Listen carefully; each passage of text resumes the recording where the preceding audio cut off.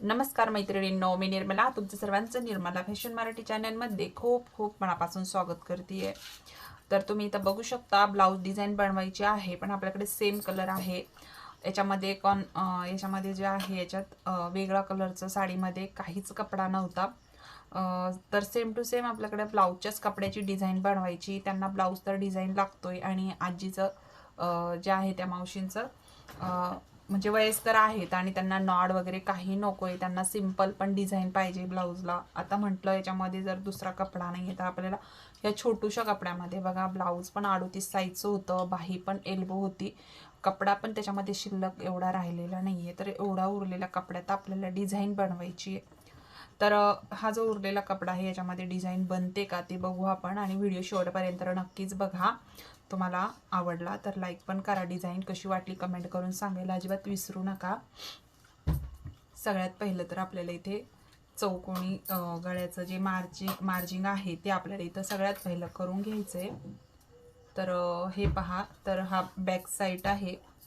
तर इथून आपल्याला 9.5 इंच प्लस अर्धा इंच घ्यायचं, म्हणजे एवढं काय आहे.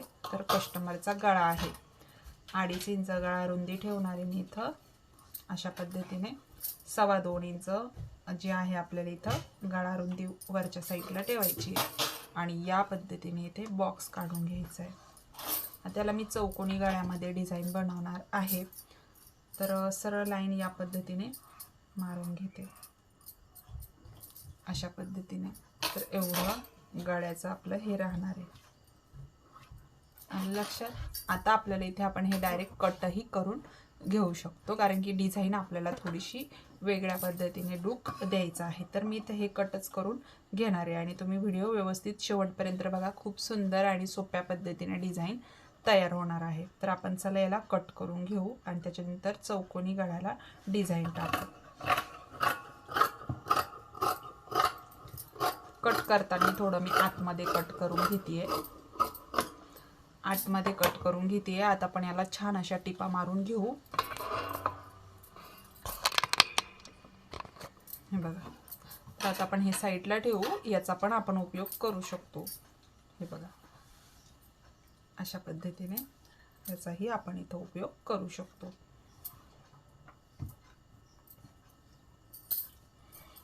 आता आपण इथे दोन्ही पार्ट दोन्ही बाजूला ठेवून देणार आहे.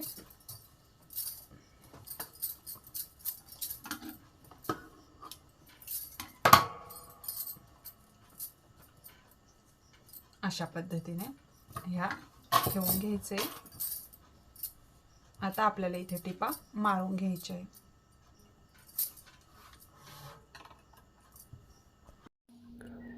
आता आपण इथं साईडनी कडेने टिप मारून घ्यायची आहे.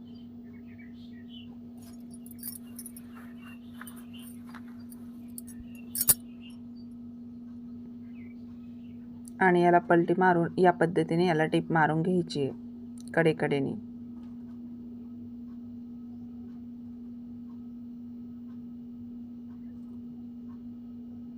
तर ज्यांना असं शिल्लक राहत नाही काही कपडा वगैरे असं, त्याच्या विरुद्ध जो असतो असा म्हणजे साडीमध्ये कधी कधी कलरमध्ये कपडा असतो, तर आपण डिझाईनमध्ये अजूनही डिझाईनी वगैरे करू शकतो.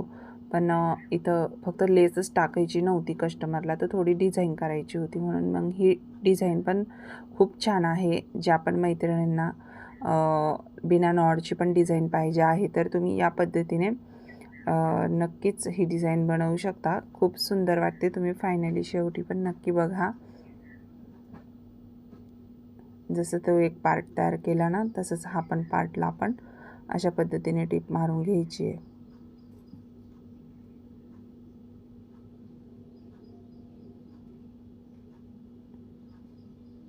तर आपले दोन्ही पार्ट तयार झाले दोन्ही साईडचे.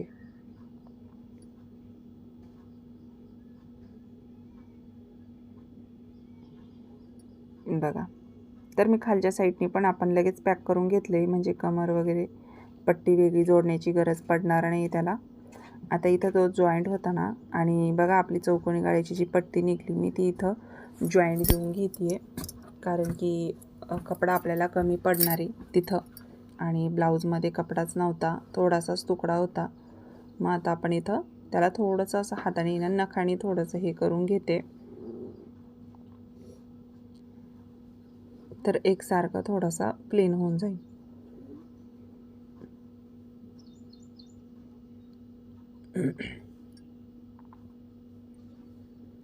तर बघा इथं या पद्धतीने थोडंसं प्रेस करून घेतलं तर आपलं छान अशी पट्टी तयार झाली जॉईंट करून घेतल्यावर. आता याच्यावरती आपल्याला एकसारख्या अशा गॅप सोडून, जवळजवळ 1 इंचाचं गॅप सोडून अशा पद्धतीने लाईनिंग आखून घ्यायची आहे.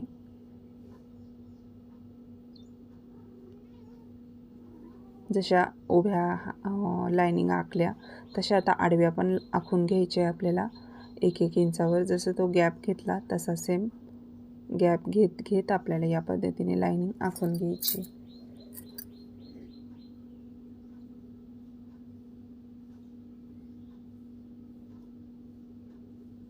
तर या पद्धतीने लाईनिंग तयार झाल्या.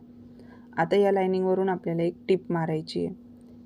बघा अशा कडेकडेने टिपा मारायच्या आहे, जी आपली इथं डिझाईन तयार होणार आहे मैत्रिणींनो. खूप सुंदर वाटते ही शेवटी. तर या पद्धतीने याच्या जी लाईनिंग आपण खडूनी आखलेली आहे त्याच्यावरून आपल्याला अशी छान अशी टिप मारून घ्यायची आहे. तर सगळ्याच लाईनिंगवर या पद्धतीने टिप मारून घ्यायची आहे.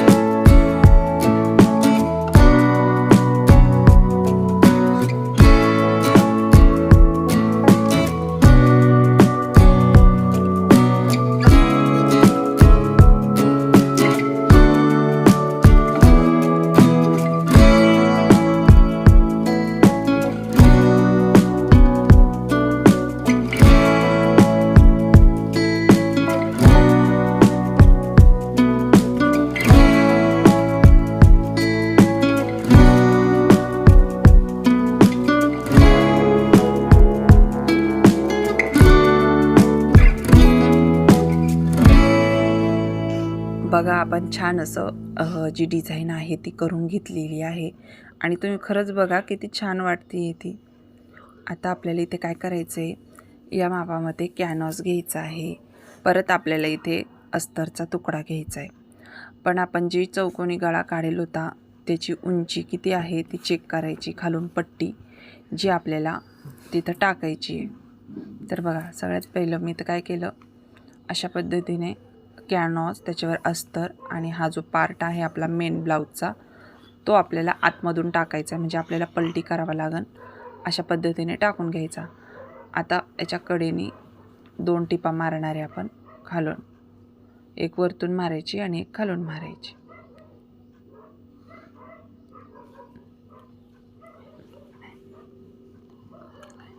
आता आपण याला पलटी मारून घेऊ.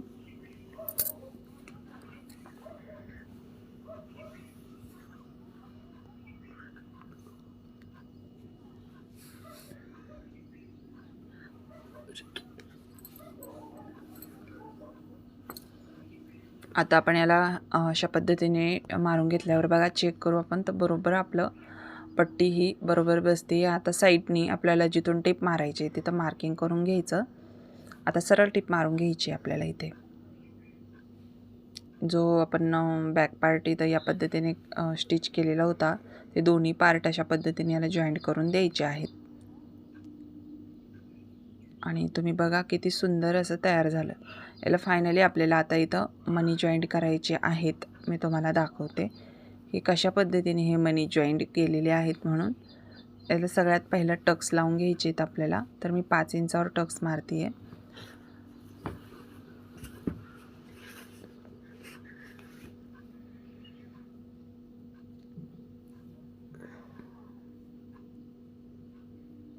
तर आपण इथं टक्स वगैरे मारून घेतले. बघू शकता फायनली लुक छान वाटतोय. तर हे जी मणी आहेत ना ही या पद्धतीने लावायची आहेत आपल्याला. खालून सुई धाग्याने आपल्याला असे टाचे मारून घ्यायचे आणि हे मणी याच्यात जॉईंट करून द्यायचे. तर या पद्धतीने मी मणी पण लावून घेतले आणि तुम्ही बघू शकता छान वाटतोय. आता इथे आपल्याला लेस पण टाकून घ्यायची आहे. अजून हे बघा इथे लेस टाकून घ्यायची आहे. तर अशा पद्धतीने हे ब्लाऊज इथं दिसणार आहे. तुम्हाला कसं वाटलं कमेंट करून नक्की सांगा. आवडला तर लाईक पण करा आणि चॅनलवर नवीन असाल तर चॅनलला नक्की सबस्क्राईब करा. तर भेटू नेक्स्ट व्हिडिओत. तोपर्यंत श्री स्वामी समर्थ.